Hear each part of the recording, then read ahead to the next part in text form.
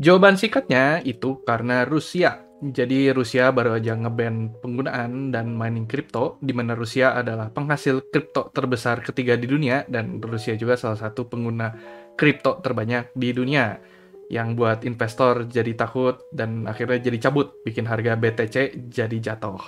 Tapi kalau kalian pengen denger lebih lanjut, pengen tahu detailnya dan sebaiknya gimana, simak lengkap videonya. Balik lagi bareng gue Odisem, dan di video kali ini gue pengen bahas pertanyaan nomor 1 buat kalian yang saat ini trading atau invest di kripto saat ini, yaitu kenapa kripto lagi pada merah berdarah, lagi pada jatuh, dan apakah akan balik lagi. Tapi seperti biasa sebelumnya, kalau misalkan kalian belum follow sosial media gue, bisa kalian follow di sini dan subscribe buat video-video mengenai kripto, video-video terbaru mengenai kripto.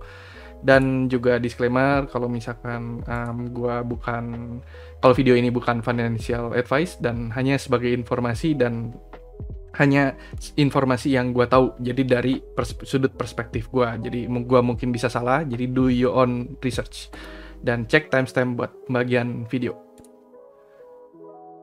Jadi, untuk tahu kenapa kripto jatuh belakangan ini, kita perlu tahu kenapa kripto tahun 2021 kemarin sempat ATH semua rata-rata koin all time high. Untuk itu kita perlu lihat pada berita pada bulan Mei 2021, yaitu karena pandemi COVID di tahun 2021, Amerika literally nyetak duit supaya perekonomiannya bisa lebih fluid, jadi supaya orang-orang bisa punya daya beli. Makanya mulai dari bulan Mei, Mei terus ke Juni itu BTC atau Bitcoin rally naik terus sampai ATH, sampai puncaknya itu di bulan November itu sampai di titik 67 ribu dolar ya. Meskipun stimulus yang diberikan oleh Fed atau pemerintah Amerika ini supaya orang-orang tuh punya daya beli untuk kehidupan sehari-hari, tapi ya ujung-ujungnya akhirnya larinya malah ke kripto dan akhirnya larinya ke pasar saham. Dan juga karena pada tahun 2020, tepatnya Mei 2020, baru aja ada event halving BTC, di mana kesulitan buat ngemain BTC itu jadi semakin sulit. Jadi akhirnya memberikan insentif untuk menaikkan nilai value harga BTC. Dimana kalau misalkan harga BTC naik, maka harga koin juga akan ikutan naik, karena exchange pada umumnya seperti Binance dan DeFi seperti PancakeSwap, Uniswap, dan lain sebagainya itu menggunakan Bitcoin atau BTC sebagai reserve currency-nya.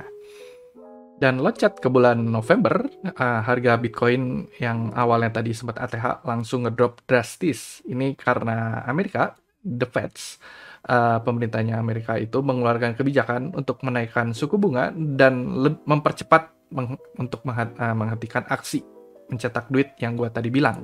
Jadi kalau misalkan kalian cek videonya dari Coin Bureau ini, kalian bisa cek video-videonya dia karena videonya itu lumayan lengkap dan gampang dicerna. Kalau misalkan kalian lihat grafiknya di sini, seharusnya aksi penghentian cetak duitnya itu berhentinya tuh berakhir di bulan Juni, ya pertengahan sampai akhir bulan Juni, dan turunnya itu secara bertahap. Tapi akhirnya the Fed, pemerintah Amerika itu memutuskan untuk mempercepat penghentian si pencetakan duit itu. Jadi dan berita itu keluar pas di pertengahan bulan November. Jadi sesuai dengan dengan grafiknya, jadi pertengahan bulan November langsung jatuh drastis. Dan ini jelas membuat para investor baik di kripto maupun di pasar saham jadi kalang kabut. Di bulan Desember, berita buruk soal kripto juga banyak berdatangan, yaitu masalah regulasi kripto, di mana regulasi yang paling ditakutin sama orang-orang itu masalah regulasi stable coins oleh US Senate. Jadi pemerintah Amerika mengundang para pengurus stablecoin, yaitu USDT, USDC, dan BUSD, dan ngajak dialog. Dan selain regulasi stablecoin, juga sempat keluar pembahasan mengenai regulasi kripto di India. Dan karena investor takut kalau kripto ini diregulasi, karena kan karakteristik unik dari kripto itu karena decentralized ya, dan justru ini mau diregulasi, maka ini bikin takut para investor. Di bulan Desember dan di bulan Januari, berita buruk soal kripto juga banyak berkibar karena banyak hacker yang hack pasar kripto, seperti baru-baru ini itu kejadian di Multichain dan di Crypto.com. Ini juga salah satu yang bikin kenapa harga kripto ngedip baru-baru ini sekitar 1 minggu ini. Dan menurut gua karena meskipun sistem kripto itu aman, decentralized, tapi finance yang ngurusin kriptonya dan ngurusin dan menampung kriptonya ini tuh bisa terbilang masih muda ya, dan memiliki loophole di security mereka yang dimana bisa dimanfaatkan sama hacker, jadinya bisa ketarik dana-dananya. Dan yang terakhir, yang baru aja bikin Bitcoin ngedip lumayan parah, ini kejadian sekitar 2 hari yang lalu, yaitu Rusia melarang penggunaan dan mining kripto. Ya, padahal kalau misalkan dipikir-pikir, Vitalik Buterin, ini si orangnya yang ini, itu tuh dia tuh pencipta Ethereum yang notabene kripto yang paling populer saat ini. Dan yang perlu dicermati juga, biasanya saat crypto crash, biasanya ada 2 efek drop. Jadi ini teori gua. Jadi ini efek dari berita dari Rusia, jatuh pertama, dan ini ada jatuh kedua. Dan soal yang drop yang pertama itu tentu dari beritanya, tapi kalau yang keduanya, ngedrop keduanya itu karena likuidasi aset-aset untuk orang-orang yang menggunakan leverage atau pinjol kripto. Jadi kalau misalkan kalian lihat di sini, ini AAV ini salah satu finance yang menawarkan leverage atau pinjam dan borrowing kripto.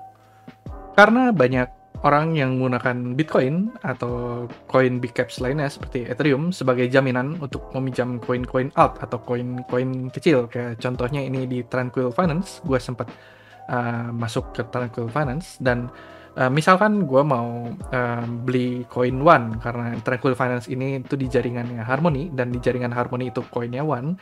Jadi gue misalkan bawa BTC ke sini dan gue jadikan kolateral. Jadi bisa dibilang gue minjemin BTC gue ke mereka.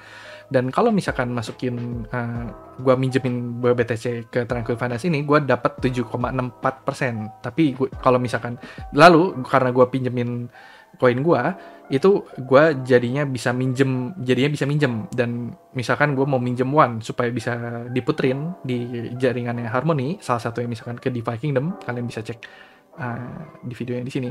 Dan ini karena marketnya lagi ngedip ya, lagi jelek, tapi biasanya kalau misalkan kalian minjem, kalian justru akan dikasih bunga, kalian akan dikasih duit kalau minjem duit. Dan apa yang terjadi kalau misalkan si BTC-nya jatuh? Kalau misalkan BTC-nya jatuh, BTC kalian itu akan kena likuidasi, BTC kalian akan dijual. Dan ini akan jadi efek domino ya. Jadi karena BTC-nya kejual, ini tentunya kalian nggak sendiri, banyak orang yang melakukan hal ini.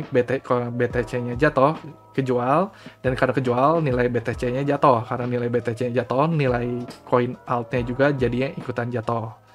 Dan untuk yang seperti ini juga tidak tertutup untuk organisasi besar seperti DAO. Dan DAO yang ngalamin hal seperti ini yaitu DeFi Wonderland, jadi Wonderland DAO. Dan di sini mereka masukin treasury mereka dalam bentuk BTC dan akhirnya juga kena likuidasi. Ya, proses seperti ini mirip-mirip seperti saham. Jadi intinya kenapa koin-koin lagi jatuh, misalkan koin SLP atau koin Bom Crypto atau koin apapun yang sedang kalian invest itu lagi jatuh, jawabannya itu karena banyak berita buruk yang terjadi di dunia kripto, yaitu masalah regulasi, masalah ban-banan, juga masalah hackan. Tapi kalau misalkan kita lihat dari grafiknya di sini, kalau kita misalkan zoom out sedikit, sebenarnya ini masih koreksi yang terbilang normal, karena kalau misalkan kita lihat dari bulan Juli tahun lalu itu kita naiknya hampir 100%, bisa dibilang hampir 100%, dan saat ini wajar kalau misalkan turun, meskipun kita ngerasanya udah kayak roller coaster ya, karena kita ngerasain lagi dari ATH terjun langsung ke bawah. Jadi bagaimana ke depannya, apakah bubble crypto akan meledak? Menurut gua crypto is here to stay ya. Jadi menurut gua bubble-nya belum akan meledak dulu, karena kegunaan kripto mulai kita bisa pakai di kehidupan sehari-hari. Dan sebagai contohnya, Twitter baru aja ngerilis fitur NFT validatornya, di mana kalau kamu pakai gambar NFT asli yang kamu buktiin lewat wallet kripto kamu ada tandanya. Dan supaya ada tandanya, kamu harus subscribe ke Twitter Blue, di mana kamu harus bayar $3 per bulan.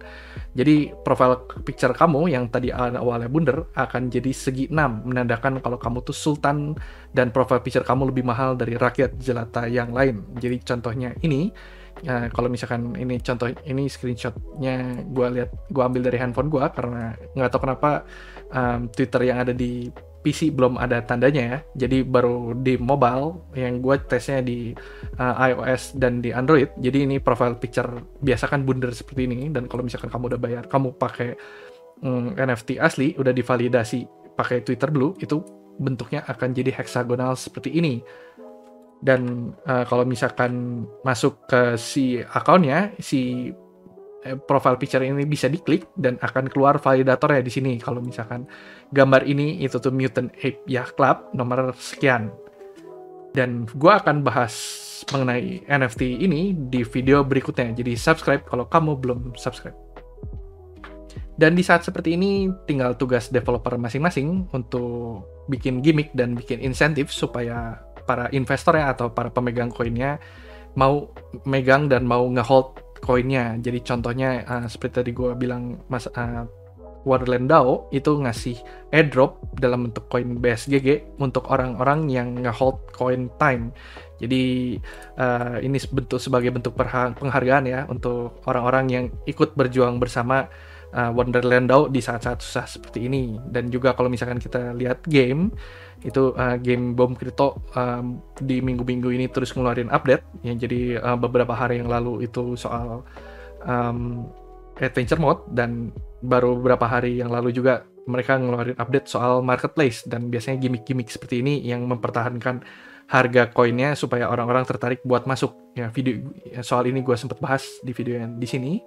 Dan juga untuk game Axie Infinity ngeluarin update, yaitu untuk Lunar New Year 2022. Jadi ya ini usaha untuk ngestabilin harga SLP yang kian terpuruk. Gue juga sempat bahas di videonya di sini. Dan biasanya juga kalau misalkan kripto lagi turun seperti ini, akan jadi entry point yang bagus untuk masuk ke dunia NFT. Jadi contohnya ini di OpenSea, karena harga ETH lagi murah. Dan kalau misalkan kita lihat beritanya, di sini juga dikasih tahu kalau penjualan OpenSea itu udah naik selama beberapa bulan terakhir di bulan 2021, dan di bulan 2022 penjualan dan transaksinya juga terus kian tumbuh. Dan biasanya kalau misalkan kripto nanti kembali naik, itu adalah saatnya orang-orang buat cash out hasil flipping NFT-nya mereka karena ETH-nya lagi tinggi. Jadi buat kalian, ya dimanapun kalian berinvestasi kriptonya ya, cek lagi fundamental dan developernya. Apakah timnya solid dan mengusahakan sesuatu di saat sulit seperti ini? Karena menurut gue project kripto yang jelek akan rontok, dan project kripto yang bagus, timnya bagus akan bertahan. Dan tentukan apakah kalian mau cut loss atau mau diamond hand dan juga diamond heart, dan tahan sampai naik lagi. Ya jelek-jeleknya kalau misalkan ngelihat berita berikutnya, kalau halving BTC berikutnya itu akan ada terjadi di 2024. Ya lumayan lama sih ya, tapi ya semoga akan naik lagi nggak jauh dari sekarang.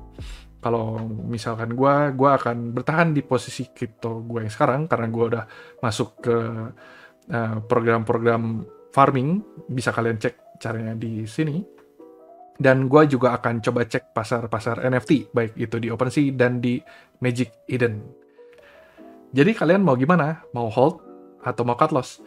Coret-coret di bawah, dan jangan lupa like dan juga share video ini buat teman-teman kalian yang masih bingung apa yang terjadi di dunia kripto. Kenapa portfolio gue merah berdarah seperti ini? Oke, thank you udah nonton video gue, dan sampai jumpa di video berikutnya.